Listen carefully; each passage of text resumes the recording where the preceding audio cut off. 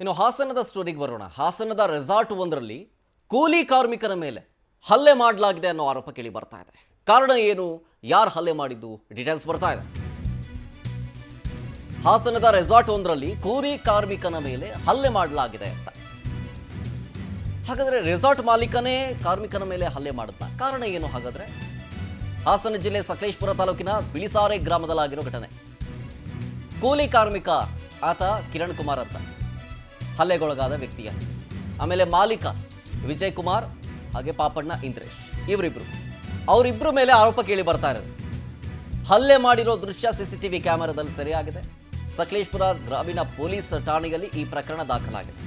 CCTV ಕ್ಯಾಮೆರಾದಲ್ಲಿ ಸೆರೆಯಾಗಿರುವಂತಹ ದೃಶ್ಯಾವಳಿಗಳನ್ನ ಮೊದಲಿಗೆ ನೋಡ್ಕೊಂಡ್ ಬಂದ್ಬಿಡೋಣ ಬನ್ನಿ.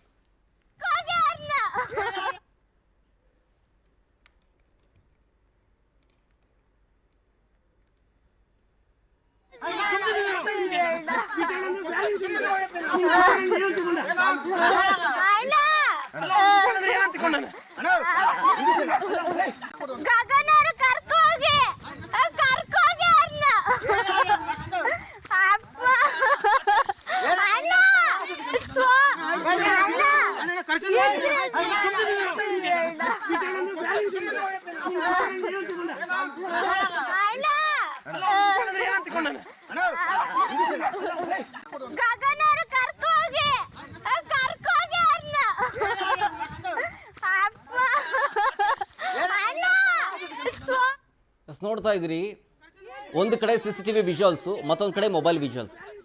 ಆದರೆ ಈ ಗಲಾಟೆ ಯಾಕಾಯ್ತು ಅನ್ನೋದು ಮಾತ್ರ ಪ್ರಶ್ನೆಯಾಗಿ ಉಳ್ಕೊಂಡಿದೆ. ಯಾತಕ್ಕೋಸ್ಕರ ಗಲಾಟೆ ಆಯಿತು? ಆ ಕಾರ್ಮಿಕರ ಮೇಲೆ ರೆಸಾರ್ಟ್ನ ಮಾಲೀಕರಿಗಿದ್ದಂತಹ ಕೋಪ ಆದರೂ ಎಂಥದ್ದು? ಯಾತಕ್ಕೋಸ್ಕರ ಗಲಾಟೆ ಆಯಿತು? ಅದು ಬೇಕಾಗಿರೋದು. ಮೇನ್ ಬೇಕಾಗಿರೋದೆ ಆ ಒಂದು ಘಟನೆಗೆ ಮೋಟಿವ್ ಏನು ಅಂತ ಹುಡುಕೋದು.